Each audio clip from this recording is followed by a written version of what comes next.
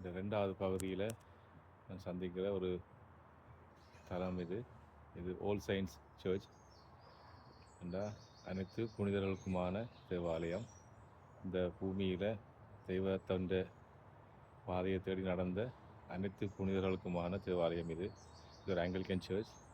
இதுவும் 11ஆம் நூற்றாண்டுலேருந்து 13ஆம் நூற்றாண்டுக்குள்ளே கட்டப்பட்ட ஒரு பழங்காலத்து தேவாலயம். எங்களோட வர்ற பாதையில் இதுதான் நான் சந்திக்கிற 2வது ஆன்மீக தலம். இது கன தூரத்தில் இல்லை. இங்கேருந்து போல்சிங்கம் வரையும் போகிற எங்களோட மக்களுக்கு இந்த தேவாலயம் இருக்கிற தெரியுதோ தெரியல. இது சோலி மெரனாக்கு பக்கத்தில் இருக்கிற ஒரு தேவாலயம். அழகான ஒரு சூழலில் அமைஞ்சிருக்கிற ஒரு தேவாலயம்.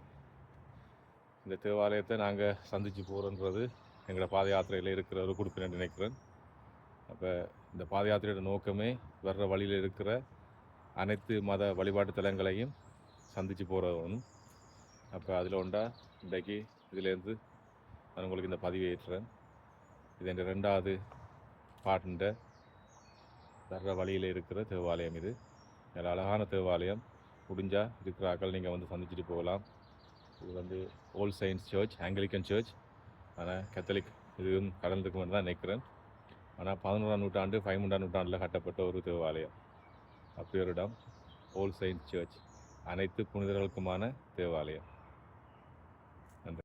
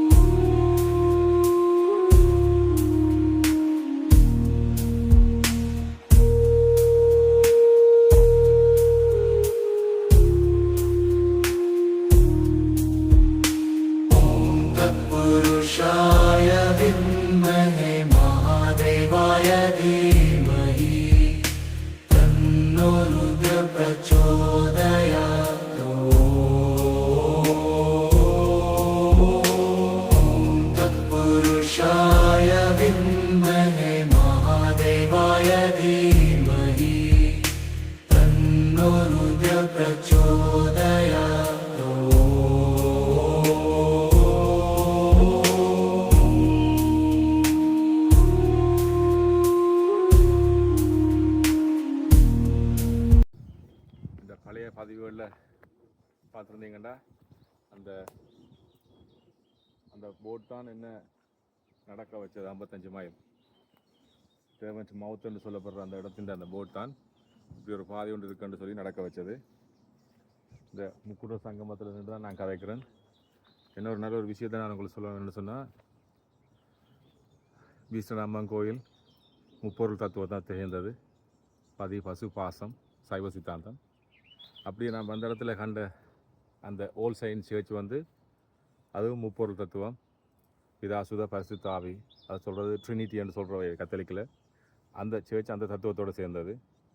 இப்போ நான் நிற்கிற இடம் திரிவேணி சங்கமம்.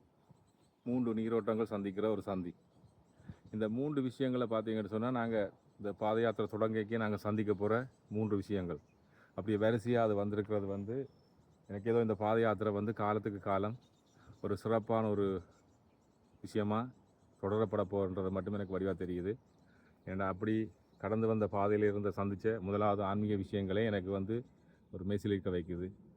ஏன்னா இந்த இடத்த நான் திருப்பி இப்படி கடப்பேன்ன்றது எனக்கே தெரியாது. ஆனால் காரண காரியம் இல்லாமல் இந்த உலகத்தில் ஒன்றுமே நடக்கிறதில்ல. நான் சும்மா ஒரு குறுந்தூர நடைகளுக்காக வேண்டி வந்த இடத்துல தான் இந்த இடத்த நான் கண்டு நான் அதை கண்ட பிறகு அப்படி ஒரு பெரிய ஒரு நீண்ட பயணத்தை நான் தொடங்கினான். அந்த நீண்ட பயணம் கடைசியாக இப்படி ஒரு பாத யாத்திரையில் கொண்டு வந்து நிப்பாட்டி இருக்குது. அப்போ காரண காரியம் இல்லாமல் இங்கே ஒன்றுமே நடக்கையில். அதுவும் முப்பொருள் தத்துவம், பதிபசு பாசம், ட்ரினிட்டி, ஓல் செயின்ட் சர்ச், இங்கே திரிவேணி சங்கமம். தொடக்கத்திலேயே நாங்கள் இந்த 3 விஷயத்தை பாத யாத்திரையில் சந்திக்க போகிறோம். இன்றைக்கு இந்த பாத யாத்திரை ஒரு அற்புதமான ஒரு விஷயமா நீண்ட காலத்துக்கு காலம் ஆயிரக்கணக்கான மக்கள் நடக்கிற மாதிரி ஒரு காலத்தில் வந்து நிற்க போகுது. அது மட்டும் எனக்கு நிச்சயம். அது தெய்வ சித்தம், அது நடந்தே தான் தீரும். ஏன்னு சொன்னால் இதுக்கான பயணத்துக்கான தொடக்கத்தை ஏற்கனவே காலம் எனக்கு காட்டி கொண்டு இருந்திருக்கு, எனக்கு தெரியலை. இப்போ இடையில நான் இப்போ ஒரு மரத்தோண்டை காட்டணும் உங்களுக்கு. அது இந்த பாத யாத்திரையில் ஒரு சின்னமாக வரப்போகுது. ஏன்னு சொன்னால் அது ஒரு ஹோஸ் செஸ்நாட். எத்தனையோ காலத்துக்கு முதல் அதுக்கு கீழே இருந்து நான் இளைப்பாறிட்டு போன ஒரு மரம். ஆனால் அது ஒரு எங்களுக்கு ஒரு அடையாள சின்னமாக வரப்போகுதுன்னு சொன்னால் அதையே எங்களை அடையாளமாக வச்சு கொண்டு தான் நாங்கள் நடக்க போகிறோம். ஏன்னா அதை கடந்து போய் எங்களுக்கு தெரியும், ஓகே நாங்கள் சரியான பாதையில் போகிறோம்ண்டு. அப்போ இதெல்லாம் வந்து காலத்துக்கு காலம் நடக்கிற இந்த சின்ன சின்ன விஷயங்கள் எல்லாம் வந்து ஒரு கோர்வையாக எதிர்காலத்தில் வரப்போகிற ஒரு விஷயங்களுக்கானதுன்றதை எங்களுக்கு தெரியறதில்லை. ஆனால் அப்படி ஒன்று நடந்திருக்குது. அதால் இந்த பாத யாத்திரை எனக்கு சரியான ஒரு நம்பிக்கையை தருகுது. ஓம் சரவண பவோ.